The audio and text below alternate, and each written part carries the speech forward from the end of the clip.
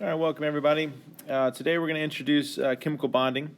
But before we do that, I want to kind of recap and review some things on electron configuration. So what we're looking at here is a periodic table that's divided up into our orbitals. Over here in groups 1 and 2 and helium, we've got our s orbital or s block. Over here on the far right in groups 13 through 18, we've got our p block or p orbital. Our transition metals here in the center, groups 3 through 12, are my d orbital or my d block. And then down here, the lanthanide actinide series as my f block or my f orbital. So remember that determining the number of electrons that each orbital can hold depends on the number of groups that are in that orbital. So, for example, in the s orbital, we've got 2 groups. So if each group can hold 1 electron, and I've got 2 groups, then the number of electrons that the s orbital can hold is 2.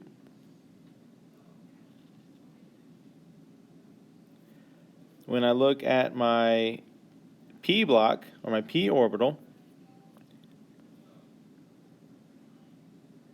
and I count the number of groups, I've got 1, 2, 3, 4, 5, 6 groups. So if each group can hold 1 electron, and I've got 6 groups, then I can hold a maximum of 6 electrons in the p group, or the p block. Okay, looking at D, which is my transition metals. Count the groups: 1, 2, 3, 4, 5, 6, 7, 8, 9, 10. 10 groups in the D block or the D orbital. Each group can hold 1 electron, so that is 10 total electrons. And the last one is the F block, which is all the way down here at the bottom in purple.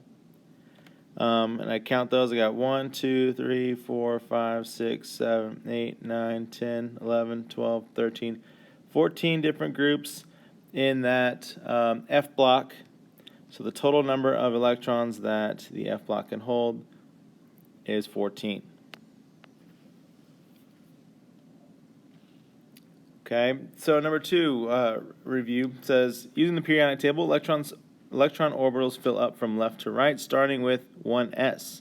Why do they fill up in that order? Well, we know that before electrons can fill all their rooms or their orbitals, they must fill up each room or each orbital or each energy level first to its maximum capacity. So the electrons have to fill their lower energy orbitals first.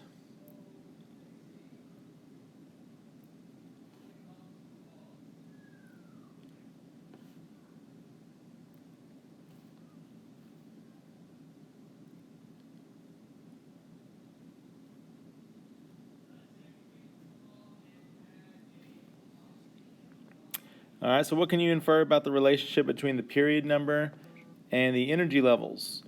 Well, with every period that I decrease, I'm increasing my energy levels. So the number of energy levels match the s and p electrons.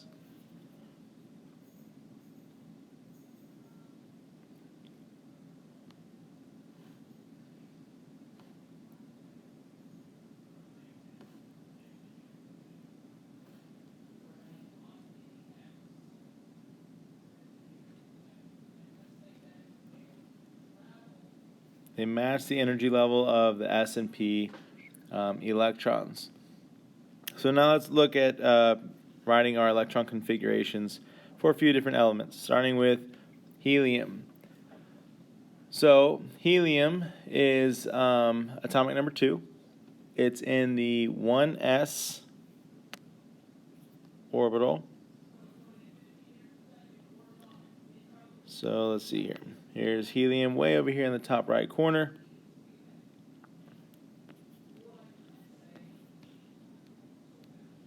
So it is in period 1. It's in the S block, and it's the second element, 1s2. Looking at neon. So in order to get to neon, I've got to travel in order, just like I'm reading a book. I've got to read it from top to bottom, left to right. So neon is right there. But in order to get to neon, I've got to go from helium across to lithium, beryllium, and then jump to the P block, include boron, carbon, nitrogen, oxygen, fluorine, and then neon. So, in order to do that, I've got to go to neon. I've got to write the configuration for neon, helium, which is 1s2. And then I drop down to the second period, still S block. And the last element in the S block is beryllium, so 1s2. And then I jump straight across, same period, 2, but now I'm in the P block, and neon is the sixth element in the P block. So I get 1s2, 2s2, 2p6.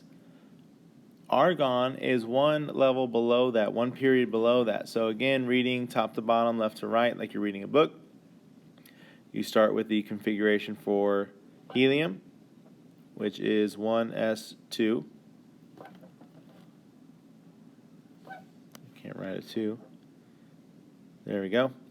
And then I drop down to period 2, S block. The last element in the S block is beryllium. So 1s2, 2s2. There we go.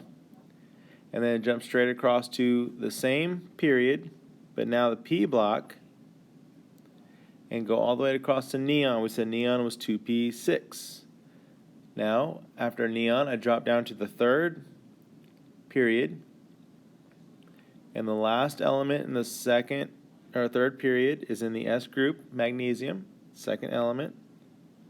Then move straight across to same period, P block, and the last element in that period is argon, which is the sixth element. So 1s2, 2s2, 2p6, 3s2, 3p6 is the configuration for argon. So what do these elements have in common? Well, you'll notice that helium, neon, argon are all noble gases. So we'll note that.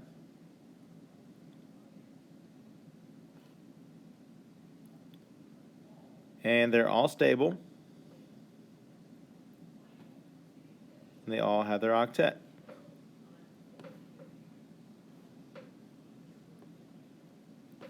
So you'll notice that their octet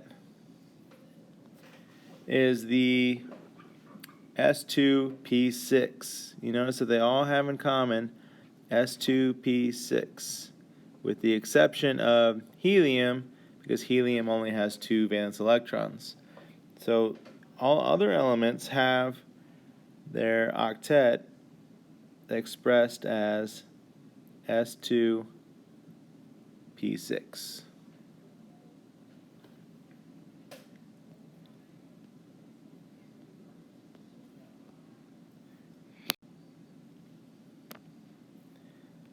All right, so what is a chemical bond? Well, a chemical bond is when atoms basically stick together using their valence electrons.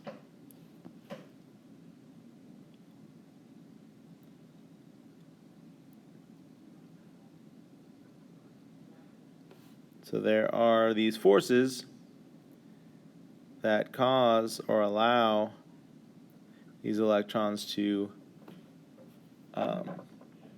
bond with each other. So why do they form bonds? Well, we talked about how all elements on the periodic table are envious of the noble gases because they are stable. So all other elements on this periodic table, they also want to become stable. So now they have their 8 valence electrons, which we said was called an octet. And the only one that does not need 8 would be hydrogen and helium. They only need 2.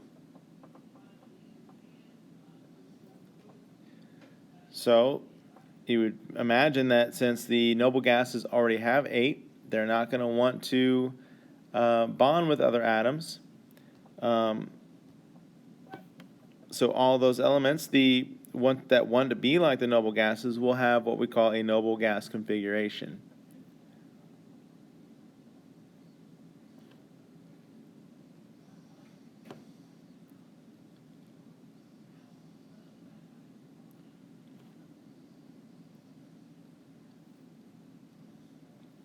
Which we said before was S2P6.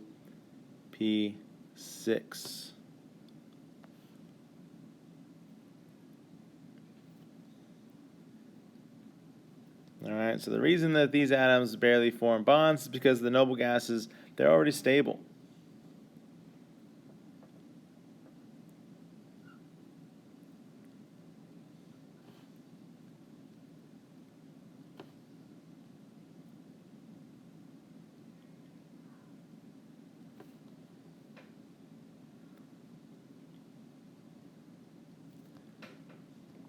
All right, so let's look at our types of bonds. First type of bond that we're going to talk about is an ionic bond. Okay, an ionic bond is a bond between a metal and a nonmetal.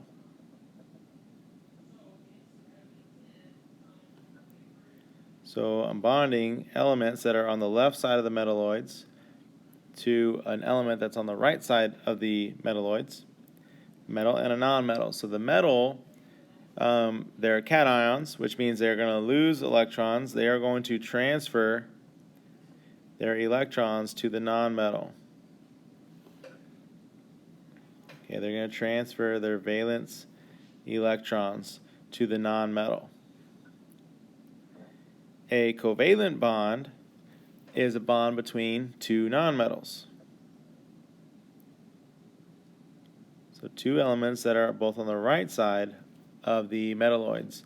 Now, unlike the metals, which give away their electrons, 2 nonmetals are going to share their valence electrons. So covalent bonds have elements that share electrons, and in an ionic bond, they transfer their valence electron. So let's identify which type of bond exists in these compounds. So looking at my first compound, I've got calcium and oxygen. So find calcium on your periodic table. You'll notice that calcium is element 20. It's on the left side of the metalloid, so it is a metal. And oxygen is element 8. It's on the right side. It's a nonmetal. So if I've got a metal and a nonmetal, that forms an ionic bond. Looking at H2O. Hydrogen is a nonmetal.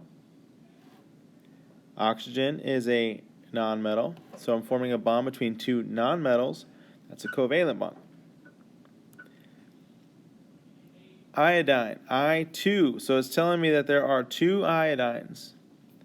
Okay, iodine is a nonmetal. And if I've got 2 iodines, then I've got 2 nonmetals, obviously. This makes a covalent compound. MgCl, magnesium. On the left side, element number 12. This is a metal. Chlorine, if you find chlorine, it's number 17. In group 17, it is a nonmetal. And a metal and a nonmetal bonded together form an ionic bond. And the last one here is CH4. So CH4 is a bond between carbon and 4 hydrogens. So carbon is a nonmetal. Hydrogen, whether you've got 1 or 4, still a nonmetal. So 2 or more nonmetals bonded together, that makes a covalent compound. Okay, so here's a graphic that represents that. So here I'm showing an ionic bond because we've got sodium, which is a metal, and chlorine, which is a non-metal. So what you see here is that this electron is being transferred. The arrows indicating that it's being passed from the metal to the non-metal. So the electron is being transferred back and forth. Okay? So when sodium loses its electron, it becomes positively charged. That's why you got a plus sign here. It's a cation. And then chlorine gains an electron, so now it's called an anion. It's negatively charged. Okay? In this type of compound here, what you see is that these electrons are being shared. Okay, there's no arrows indicating that there's a transfer. These energy levels sort of overlap one another. So it's indicating that this is a nonmetal and this is a nonmetal, and the electrons are being shared. So this is a covalent compound where the electrons are shared. The third type of bond that we're going to talk about is called a metallic bond. And in a metallic bond, it's a bond between metals. And what ends up happening is they don't necessarily transfer electrons. They don't share electrons. What we say is that they become delocalized. Delocalized. So in other words, they become free from their atom.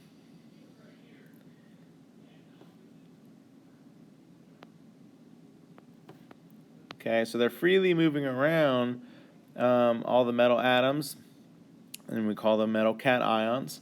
So they form what we call a sea of electrons.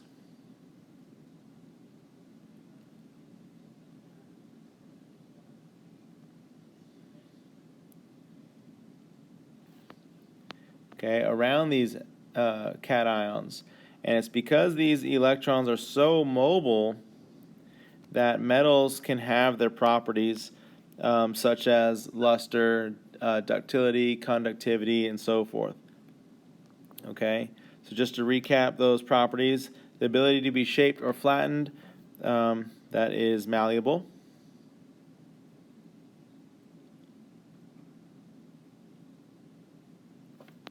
The ability to be made into a wire, that is ductile. The ability to allow heat or electricity through is conductivity.